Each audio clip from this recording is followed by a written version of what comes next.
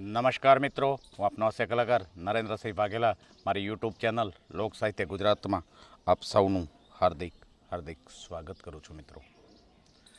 મિત્રો મારા બાળપણનો બીજા બાળકોની મમ્મી સાથેનો તફાવત આપને કહી દઉં કે બીજા બાળકોની મમ્મી છે ને એ એમ કે એ કામ મારા છોકરાનું નહીં, એ મારો છોકરો હોય જ નહીં. જ્યારે મારી મમ્મી મને ગળા સુધી વિશ્વાસ છે, એ મારો જ હોય.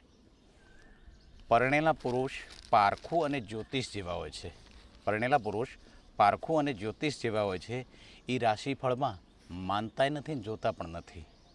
પણ સવારમાં ચાનું આદું કૂટાતું હોય ને એ અવાજ ઉપરથી નક્કી કરી લે કે મારો આજનો દી કેવો જાહે. સૌથી હવાયા ગુજરાતીની વાત જ અલગ હોય છે.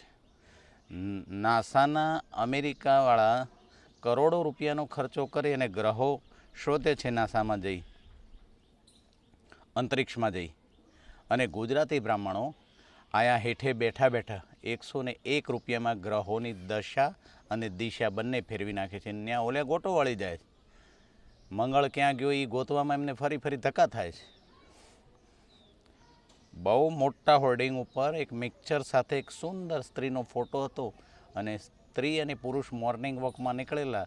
પુરુષ ઝીણવટ ભરી નજરે એ બોર્ડ સામે જોઈ રહ્યો હતો અને ઘડીક થઈને ઝીણા અવાજમાં એની પત્નીએ કીધું કે ઓફર ફક્ત મિક્સર પૂરતી જ છે, હાલો નીકળો ગીરે. એક ખેડૂએ જમીન વેચતા વેચી દીધી અને પછી ખબર પડી ખાલી પાણીવાળી જમીન વેચાઈ ગઈ જે નહોતી વેચવાની. ભૂલથી પાણીવાળી જમીન વેચાઈ ગઈ જે નહોતી વેચવાની.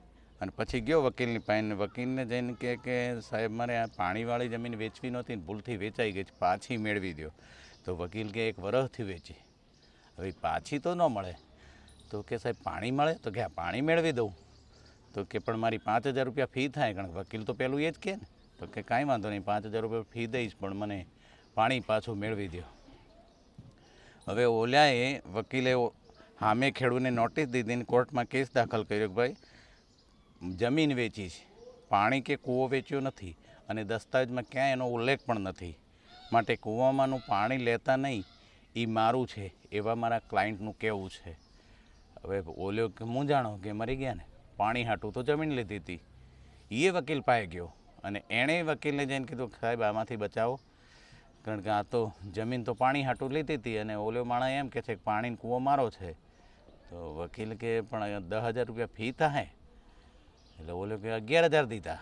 અને વકીલ રાજી બહુ થયું કે તો પાણી માટે કાલે કોર્ટમાં આપણે કેસ દાખલ કરી દઈએ છીએ. દાખલ કર્યો મુદતે બંનેને બોલાવ્યા. હવે જેનું ખેતર હતું જેણે વેચ્યું હતું એને વકીલે કઠેડામાં પાંજરામાં ઊભો રાખ્યો પૂછ્યું કે બરોબર વિચારીને જવાબ દેજો હો. તો કે હા કાંઈ વાંધો નહીં. તો કે જમીન તમે વેચી? તો કે હા. અને પાણી? તો કે ના. બરાબર વિચારજો હજી. તો કે જમીન તમે વેચી? તો કે હાજી. પાણી? તો કે ના. અચ્છા પાણી તમે નથી વેચ્યું ને? તો કે ના. પાણી તમારું છે? તો કે હા પાણી મારું છે. અને વકીલ એટલું બોલ્યો 24 કલાકમાં એ પાણી ખાલી કરી દેજો, નકર દર મહિને 5,000 રૂપિયા ભાડું થાય. હવે હામાં ગાળિયા નાખ્યા ને પૈસા કમાવામાં વકીલો 16,000 રૂપિયા લઈ ગયા. થાય ને વાંદરા બિલાડીને રોટલાવાળી વાત. એક ખેડૂના 2 બળદ ચોરાઈ ગયા. પડોશી પર શકની નજરે જોયું અને એના ખેતરમાં જ ઊભા હતા. એટલે ખેડૂતે ફરિયાદ કરી સરપંચને કે ફલાણો ભાઈ મારા બળદ ચોરી ગયો છે. એ સરપંચ એને બોલાવ્યો અને પૂછ્યું કે ભાઈ તમે આમના બળદ ચોરી ગયા છો? ન્યા બોલ્યો કે ના રે ના સરપંચ સાહેબ, મારે તો જોડ બળદ છે જ પહેલેથી, હું શું કામ ચોરી કરું? અને ત્યાં સરપંચ સાહેબ એટલું બોલે કે એક કામ કરો, એ બળદને છૂટા મૂકી દો અને જેના ખીલે જઈને ઊભા રહે એ એનો અસલ માલિક છે એ નક્કી થાય. ન્યાય ઓલો ચોર મૂંઝાણો. એટલે કે સરપંચ સાહેબ એ તો પછી ન્યાય બળદે કર્યો કહેવાય ને, તમારું શું એમાં આવ્યું? અને ન્યા સરપંચ સાહેબે તરત કહી દીધું કે આના બળદ નથી હો, એ બોલો જે ફરિયાદી છે એના બળદ છે, છોડીને એને દઈ દો. કારણ કે ત્યાં પકડાઈ ગયું કે બસ આ મારું કામ. સરપંચે કીધું તું કહેતો હતો ને કે એમાં તો ન્યાય બળદે કર્યો, આ ન્યાય મેં કર્યો. લે ઓસ્ટ્રેલિયન કે અમારે ત્યાં એટલી બધી ઠંડી પડે, એટલી બધી ઠંડી પડે, આમ ઠૂંઠવાઈ જઈએ અને 4 રજાઈ ઉઠીએ ને તો એ મેળ ન પડે. અને ત્યાં અમેરિકન બોલ્યો કે અમારે ત્યાં તો એટલી બધી ઠંડી પડે, એટલી બધી ઠંડી પડે કે 4 રજાઈ અને ઉપર 2 ગરમ ધાબળા નાખીને તોય ઠેકાણા નથી પડતા. અને ત્યાં આપણો ભારતીય બોલ્યો કે બસ આટલી ઠંડીમાં મોજાઓ છે.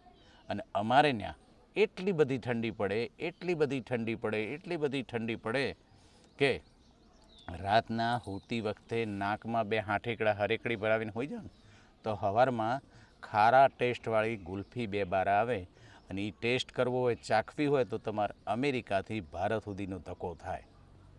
જય માતાજી મિત્રો. મારી આ જ શૈલી આપ સૌને પસંદ આવતી હોય ચોક્કસ મારી ચેનલને લાઈક, શેર અને સબસ્ક્રાઈબ કરશો મિત્રો. જય માતાજી.